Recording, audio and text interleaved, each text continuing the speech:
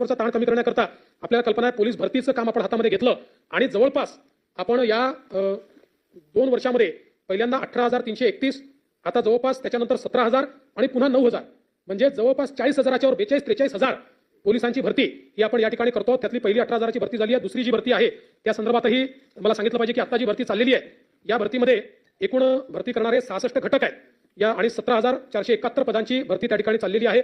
यामध्ये मैदानी चाचणी जी आहे ही मैदानी चाचणी जवळपास 7,50,723 उमेदवारांची पूर्ण झालेली आहे. एवढे उमेदवारची संख्या होती आणि त्यातल्या 5,01,748 ची त्या ठिकाणी पूर्ण झालेली आहे.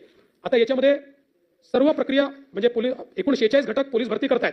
या घटकांमध्ये सगळी प्रक्रिया पूर्ण झाली असे 22 घटक आहेत. मैदानी चाचणी पूर्ण झाली पण लेखी चाचणी बाकी असलेले 14 घटक आहेत आणि मैदानी चाचणी सुरू आहे असे केवळ 10 घटक आहेत.